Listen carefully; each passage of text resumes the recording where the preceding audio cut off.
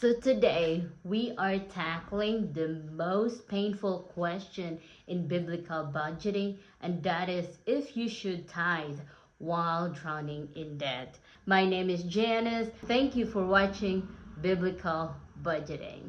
The first thing that we will talk about is what the Bible says about debt. In Proverbs 22:7, it says, "The rich rule over the poor, and the borrower is slave to the lender."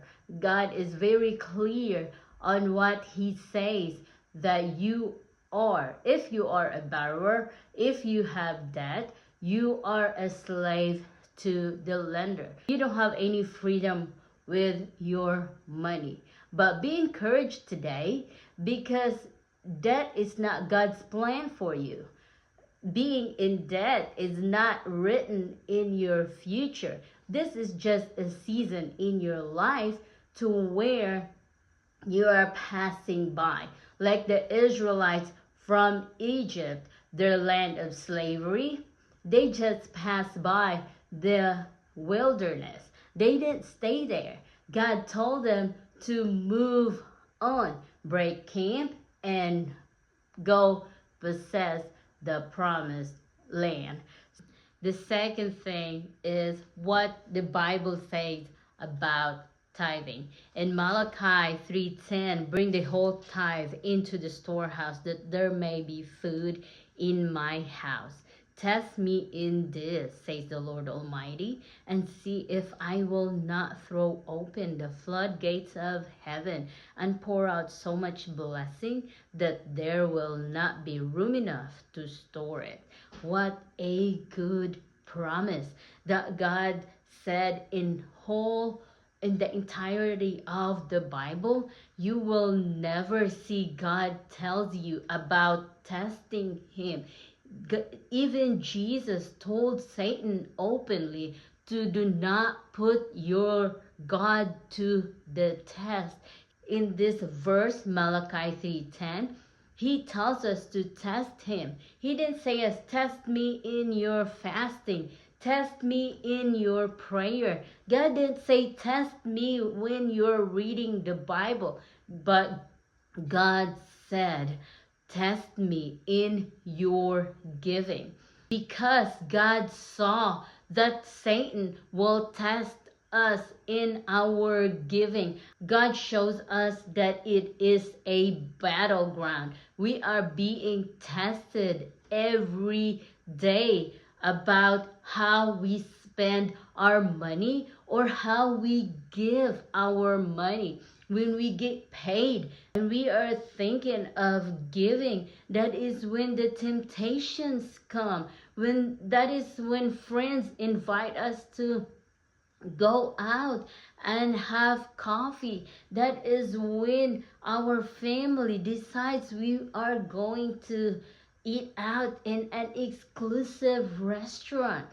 And I am not saying those are bad things, but those are things that comes up when you are thinking about giving. It's like there is a competition in your money, if you should give or you should give in to your wants. Those expensive coffees, expensive bags, expensive shoes, expensive clothes, expensive vacation.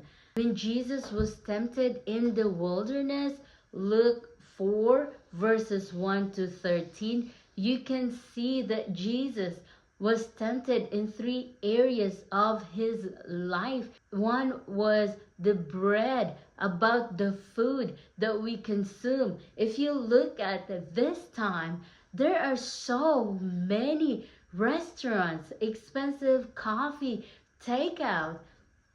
And God showed us that we will be tempted in that area of our life. I've never seen it this way, how that temptation is, that it is also about our giving. This is a competition. That temptation that Jesus went through also applies to the temptation of our giving. because we are tempted left and right with all this social media posts that we see. We are being tempted about the coffee.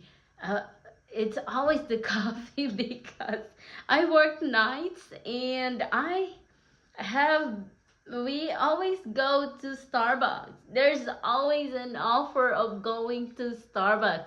There's always an offer of going out to eat. And one time I about have a meltdown when my order for a one dinner, it's just a simple dinner for $20. I was like, oh, it's like a realization that the temptation Jesus went through would also apply to our money. That our money, our giving is being tested right now more than ever. And the second temptation that Jesus had to go through is the splendor. Satan showed him all the shiny objects that he could have. But Jesus was strong to tell Satan to get behind him, rebuked Satan. The third temptation that Jesus had to go through is his belief system that he is the Son of God. You are the daughter of God. You are the Son of God. That you should not be having this hard time because God, the maker of the universe, is your Father. He owns everything. And you, as the son or daughter of the Almighty God, should not be having this hard time. And you deserve to buy whatever you want when you get paid. But God is telling you today, give your whole tithe, not just part of it. In Proverbs 3:9, honor the Lord with your wealth, with the first fruit of all your crops. God didn't say last fruit, the leftover fruit. He said the first fruit of all your crops. Every time you get paid, the first act of obedience with your money is your tithing. Tithing is honoring Him with your wealth. It is acknowledging that He is the God who gives you everything that you need. He gives you your breath. He gives you life. He gives you strength. He gives you health. Those are things that sometimes we ignore, that those are important until we are sick, until we are in pain, until it is so painful to move, that we see that these things that Jesus gives us are important things that we use to go to work, that we use so we can be productive. That He's very good to us, and His goodness deserve that bold declaration. We declare back to Him His goodness in our lives, that we declare back to Him that He is in fact the owner of our money, that we are only the managers, we are only the stewards.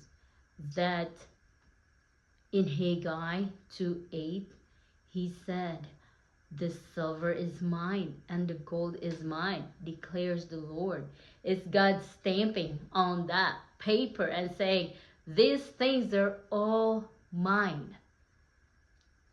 And our tithing is telling God, God, I am declaring back to you that you are in fact the owner of the money that I have right now. Thank you, Jesus, for all these blessings that you give to me and my family. Thank you, Jesus, for the health of my family. Is there's a lot of people that are sick, that are in debt because they cannot go to work and they have to pay a lot of medical bills. Thank you, Jesus, that there is food in our table. As hard as it is right now, as expensive as it is right now, Jesus, my family is fed in Jesus' name. And as expensive as the gas right now, thank you, Jesus, that my family can afford the gas so we can go to work, so we can take our kids to school, so we can go places. Thank you, Jesus, that we are able to afford our home, as expensive as it is right now. Our family has a home that we can live in, and we thank you for it. Jesus, thank you, Lord, for all these blessings that sometimes I don't feel I deserve. But Jesus, you are God Almighty. Tithing matters. The same God that says, bring your whole tithe, is the same God that says the borrower is the slave to the lender. So how are we going to hold both truth and still be faithful to our God? We are told to tithe, but then we are drowning in debt. How do we decide what to do if our income is already being named by the creditor?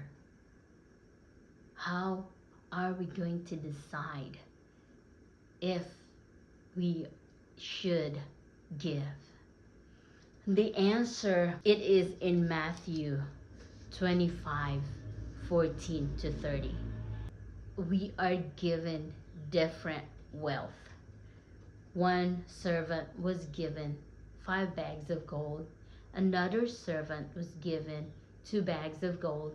And then another was given 1 bag of gold, according to their abilities.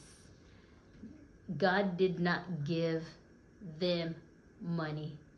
God did not give them bags of gold so they can waste it. God gave them His wealth so that they can manage it according to their abilities. And it's the same with you. God gives you income so you can manage it. No excuses, no buts, no later I will when I have more money. God entrusted you His wealth according to your abilities, your ability to manage, your ability to steward, your ability to grow. Your income, your low income, is a test on that ability. Be warned on what God said to the third servant that buried his wealth, that did not do anything with it in fear. He called him wicked and lazy.